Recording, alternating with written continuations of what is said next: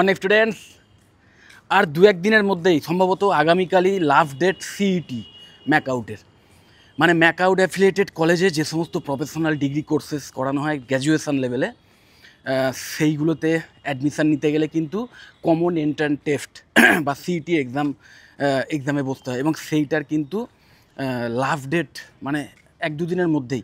So এখনও তোমরা যারা ডিসিশান নিয়ে উঠতে পারোনি, এখনও চিন্তাভাবনা করছো বা অন্য কোনো কোর্সে অ্যাডমিশান নেওয়ার জন্যে সেখানে কাউন্সেলিংগুলোয় অ্যাটেন্ড করছো, যেমন ধরো নিটের যে কাউন্সেলিং চলছে বা জেন পাসের যে কাউন্সেলিং, এই সব কাউন্সেলিংয়ে ওয়েট করছো এবং ভাবছো যে এখনও পেলাম না, হয়তো সেকেন্ড রাউন্ড থার্ড রাউন্ড হয়ে গেছে কিন্তু এখনও পেলাম না, আরও কদিন ওয়েট করি পেয়ে যাব।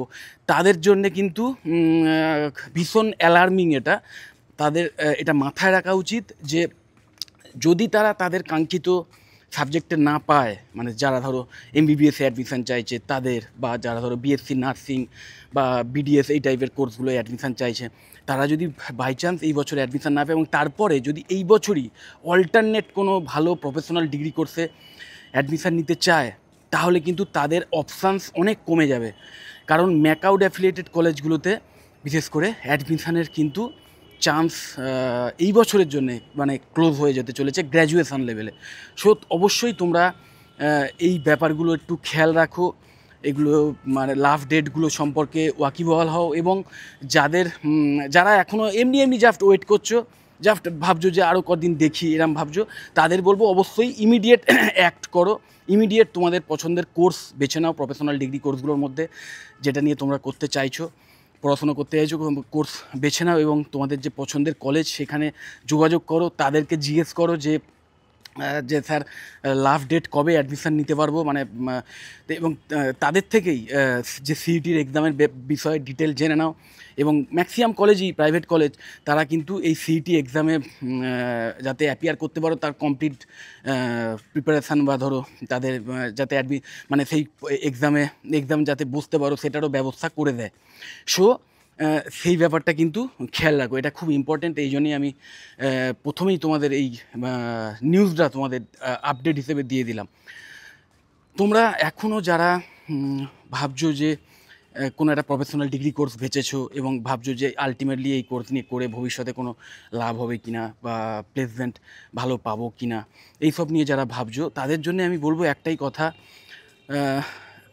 মানে এই যে একটা ধারণা ছিল একটা সময় যে অনলি ডাক্তার, ইঞ্জিনিয়ার বা এই টাইপের একদম সোকল্ড হাই লেভেল যে কোর্সগুলো, এইগুলোতে অ্যাডমিশান না পেলে ভবিষ্যতে ভালো মানে অঙ্কের স্যালারি নিয়ে চাকরি পাবো না, তাদের কিন্তু এই ধারণাটা থেকে বেরিয়ে আসতে হবে।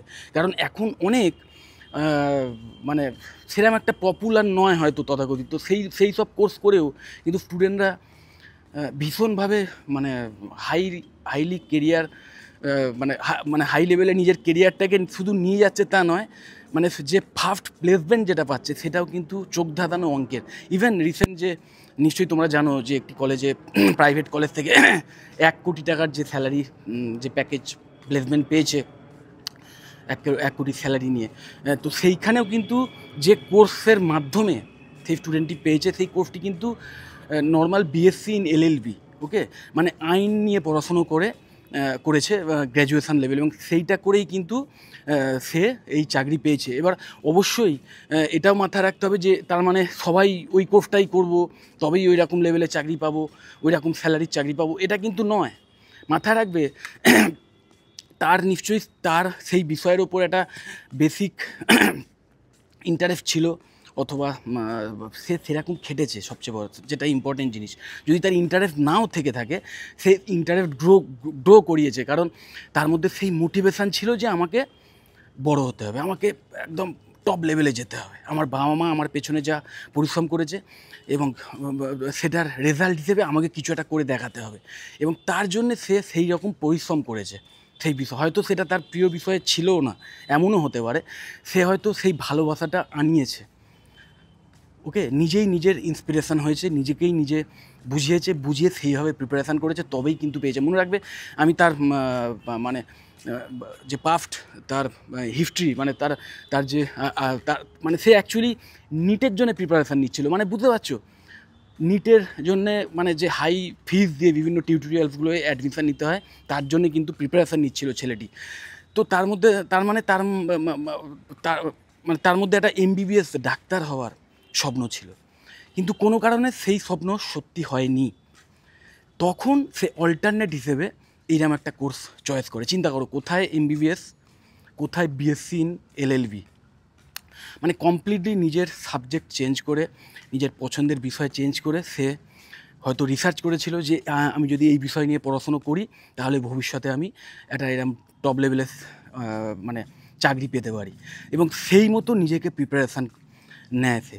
সো এটাও কিন্তু ভুল ধারণা যে তোমার যে বিষয়ের ওপর ইন্টারেস্ট আছে একমাত্র সেই বিষয়তেই তুমি সাইন করতে পারবে, অন্য কোনো বিষয়েতে সাইন করতে পারবে না, এটাও ভুল ধারণা।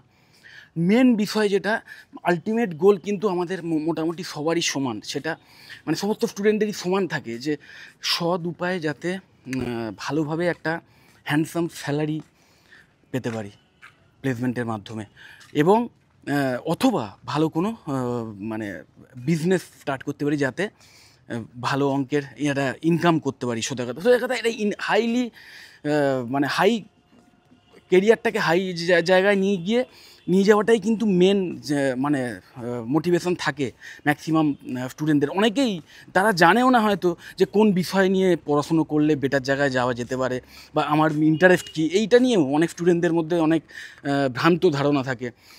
তো আমি তোমাদের বলবো অবশ্যই তোমরা এই সমস্ত প্রফেশনাল ডিগ্রি কোর্সগুলো, যেমন ওই ধরো বিএসসি ইন এলএলবি, যেমন ঠিক সেই রকমই আরও এরকম ডাইনামিক কোর্সেস আছে, যেমন বিবিএ আছে।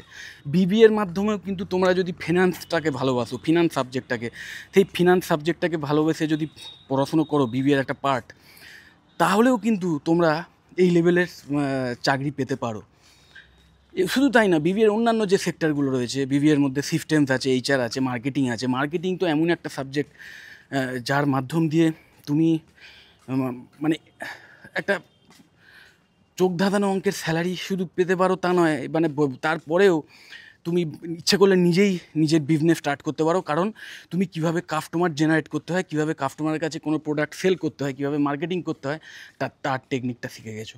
সো এই বিবিএ, তারপর ধরো যদি কেউ একদম কোর লেভেলে গিয়ে মানে সফটওয়্যার প্রফেশনালস হতে চাও, আইটি ইন্ডাস্ট্রিতে গিয়ে প্রফেশনাল কাজ করতে চাও, তাহলে অবশ্যই বিসিএর মতো কোর্স চয়েস করতে পারো।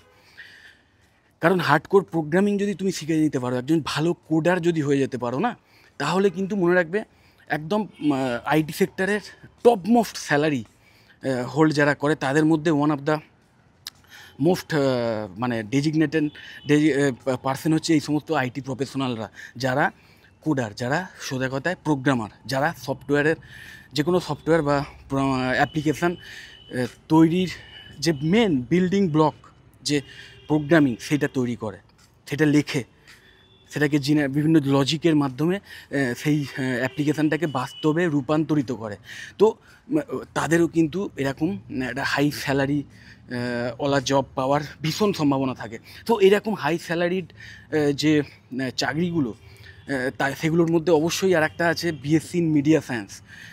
এতগুলো মানে সাবজেক্ট শেখানো হয় এবং সবগুলোই কিন্তু ভীষণভাবে ক্রিয়েটিভ এবং খুব ইন্টারেস্টিং। তো এই সাবজেক্টটাও তোমরা চয়েস করতে পারো যদি তোমাদের মানে মানে তুমি মোট কথা একটাই জিনিস মাথায় রাখবে, যে কোর্সটাই তোমাকে মানে যে কোর্সটাই তুমি বাছবে তোমাকে মাথায় রাখতে হবে যে তোমার সাথে সাথে আরও মানে হাজার হাজার বা লাখ লাখ স্টুডেন্ট তোমার সাথেই কিন্তু তারা তোমার কলেজে না হলেও অন্যান্য কলেজে অ্যাডমিশান নিয়েছে, হোল ইন্ডিয়াতে অ্যাডমিশান নিয়েছে। এবং তুমি যদি মানে তাদেরকে বিট করে একটা ভালো প্লেসমেন্ট পেতে চাও, তাহলে অবশ্যই তোমাকে কিন্তু সেই কম্পিটিশানে আসতে হবে। তোমাকে কিন্তু সবসময় চেষ্টা করতে হবে যে সবার উপরে থাকার, এবং সেইটা করার জন্যে তুমি নিশ্চয়ই সবার সঙ্গে কম্পিটিশান করতে যাবে না। তোমাকে করতে হবে কি, তোমার নিজের যে মানে স্কিল সেট, সেটার ওপর প্রতিদিন সেটাকে বাড়াতে হবে। যে বিষয়টা নিয়েই তুমি পড়াশুনো করছো, সফট স্কিলও বাড়াতে হবে অবশ্যই, কারণ কমিউনিকেশান এমন একটা জিনিস, সফট স্কিলের মধ্যে কমিউনিকেশান স্কিল সেটা এমন একটা জিনিস যেটার মাধ্যমে তুমি ইন্টারভিউ প্যানেলে যে সামনে তোমার যে কোম্পানির যে সমস্ত HR রিক্রুটাররা থাকবে তাদেরকে তুমি কনভিন্স করতে পারবে। তো সেই কমিউনিকেশান স্কিলটা মানে বিল্ড করাটা ভীষণ ইম্পর্ট্যান্ট। সেটার সাথে সাথে তোমার যে বিষয় নিয়ে পড়াশোনা করেছো, যে বিষয় নিয়ে চাকরি পেতে চলেছো, সেই বিষয়ের যে তোমার নলেজ বা যে স্কিল সেট সেটাও কাজে লাগবে। সব কিছু মিলিয়েই কিন্তু তোমাকে সেই চাকরিটা পেতে হবে। তো আলটিমেটলি মনে রাখবে যে এই সমস্ত প্রফেশনাল ডিগ্রি কোর্সেসগুলো আমি আরেকবার বলে দিই যে কোন কোন কোর্সগুলো তোমরা চয়েস করতে পারো গ্র্যাজুয়েশান লেভেলে। বিটেক তো আছেই, বিটেক ছাড়াও BBA, BCA, BSc in media science, BSc in biotechnology, BSc in microbiology, BSc in hospitality and hotel administration.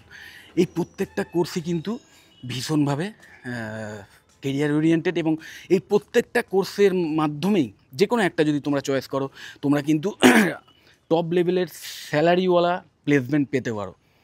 কিন্তু ওই একটাই জিনিস মাথায় রাখতে হবে যে তোমাকে সবসময়তেই চিন্তা করতে হবে যে গতকালের নিজের সাথে বর্তমানে নিজেকে এগিয়ে রাখতে হবে। প্রতিদিন নিজের সঙ্গে নিজে কম্পিটিশান করে যাও, নিজের সঙ্গে নিজে কম্পিট করে এগিয়ে যাওয়ার চেষ্টা করো।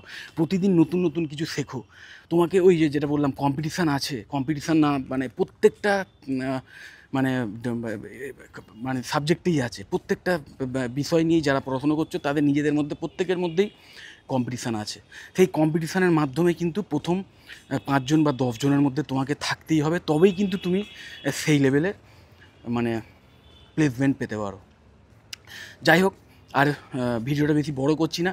যদি এই সংক্রান্ত কোর্স নিয়ে বা অন্যান্য কোনো কোর্স নিয়ে যদি জানতে চাও, অথবা কোন কলেজে অ্যাডমিশান নেওয়াটা উচিত হবে, এই সমস্ত বিষয় নিয়ে যদি আমার থেকে কোনো পরামর্শ নিতে চাও তাহলে অবশ্যই আমাকে কল বা হোয়াটসঅ্যাপ করতে পারো। আমি অবশ্যই তোমাদের হেল্প করে দেবো।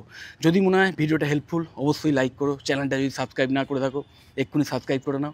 আর এই ভিডিওটা যতটা পারো বন্ধুবান্ধবদের শেয়ার করে দিও। টাটা।